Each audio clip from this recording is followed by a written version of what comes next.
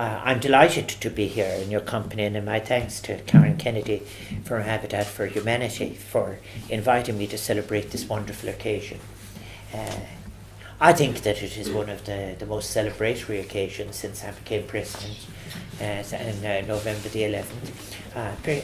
The whole idea of a family getting a home and of new life being breathed into a building is exciting in every level. One of my reasons for accepting the invitation very early on, when you wrote to me and talked about your proposals for another project, which I wish well, and I'll be very happy to come along if I can, if I'm free when you're doing that. But of course, Inchicore is quite proximate to my own new home. It's important, I suppose, that I visit the neighbours in the neighbourhood that we share. I just want to. I know how important it will be for Jennifer and Keith and Fiona as they settle into their homes. And may I, most importantly, one of the things I want to say is to wish them health and happiness in their new work. It's so important and so life changing. I know a bit about it. I should tell you, when my own family split up many years when my father was very ill, they spent a long time on the housing list in Limerick City, waiting for it to be allocated a house eventually in Vaughan. And then again, when my brother and myself were out in County Clare, there's something very special about a house. I remember one of my mother's own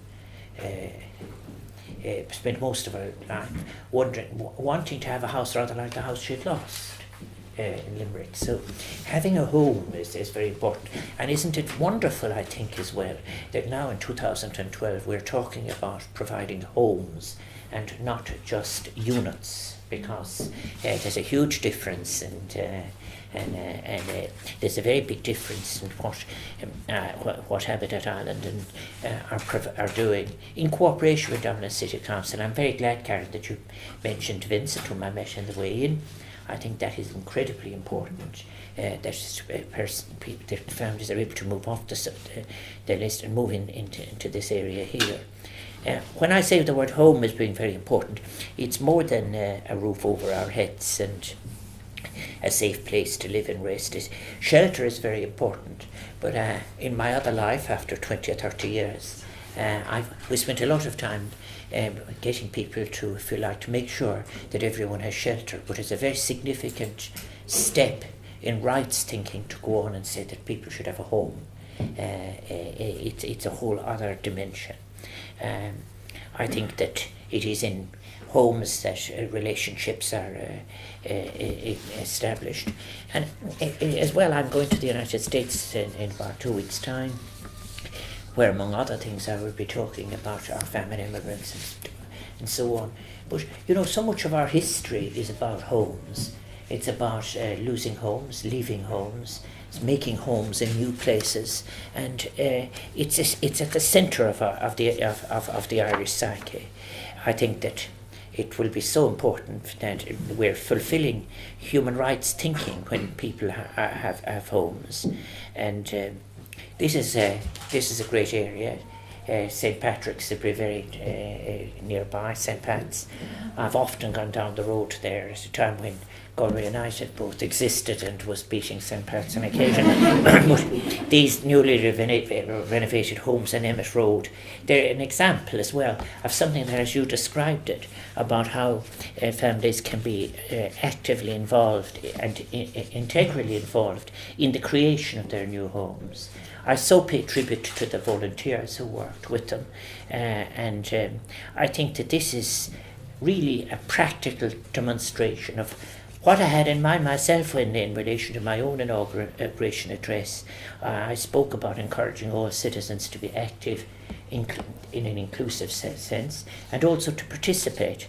And this has given this gives a great example of how in the task of renovation you can have the local authority involved, you can have the lead agency, Habitat, involved, and you can have the volunteers, and you can have those whose home it is going to be.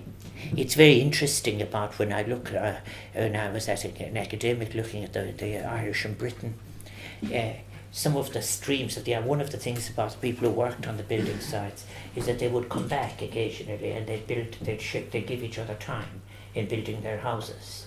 So some of the ones who have come back, they did that because they were using their skills for themselves. I think that I do realise as well how this is a different model, and it's somewhat unique in the provision of social housing, and I strongly commend, as I've said already, all of the partners who've had the flexibility and the generosity in being able to work together. I think that it is just such a great example.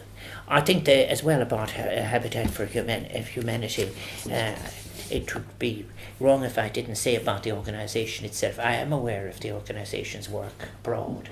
It has been when I was involved as a spokesperson on foreign affairs and on overseas development aid, I've seen, it is extraordinary to see in areas of devastation what people will seek to take from the ruins after, for example, not just earthquakes, but after devastation that has taken place.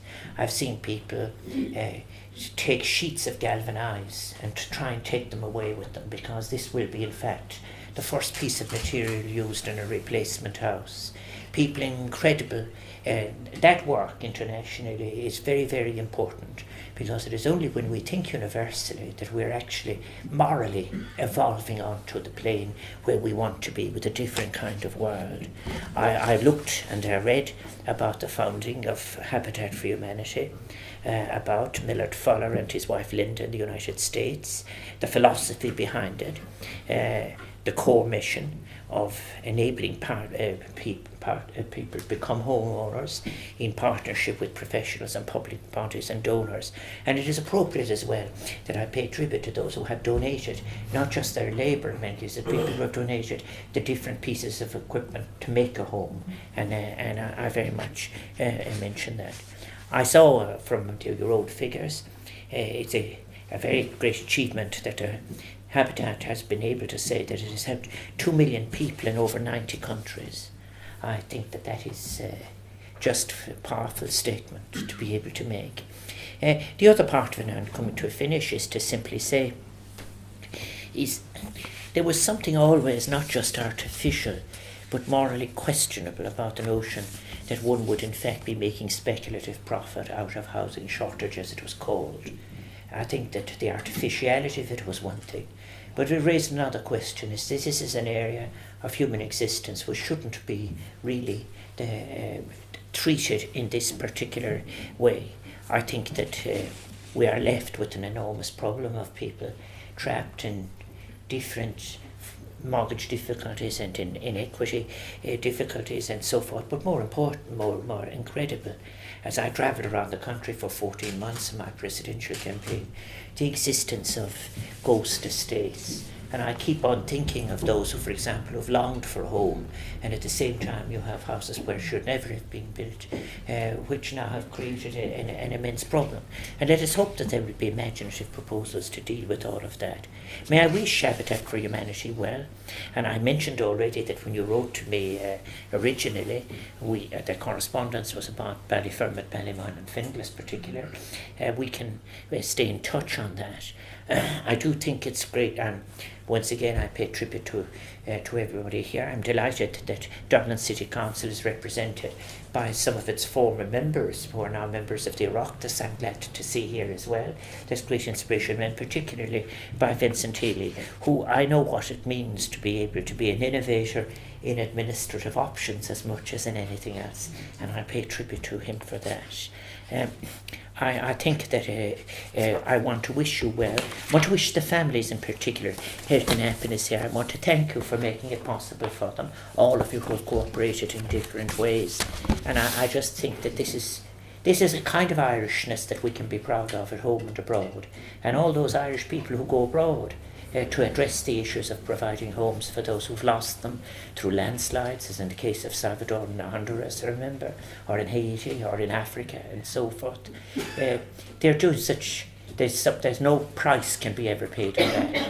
And it is what can't be measured in the end that is most important. So, Ganahi lip, Gwim Gagrach, Spanacht, Nakina Megan, Agonian Sasna Snittia, Agus Tri Slim Gahomlan, Agus Gan ein Chora Lesh, Elias Sana, a queer fallen chance and Hogan on chance door. Thank you very much.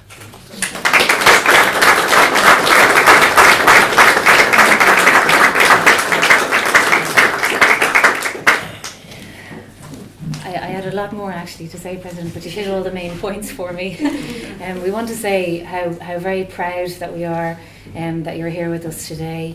We want to say how impressed we are about how you represent all of the Irish people, your focus on overseas, your understanding of citizenship and your attention that you pay to it too. We couldn't have done this without all of the support that we have received from the whole community here, from the business community, from the guards outside and everybody who's really been involved. It's been a group effort that we've seen as Habitat around the world in the 90 countries that you mentioned. And for Habitat, every single house is important. Yes. Every single one of those 2 million families is important. And in honour of that, and your focus on that, we'd like to present you, President Higgins, with your Habitat for Humanity hat in recognition of all of your work, of this wonderful day. And thank you very much. I'll put it in my stack. So.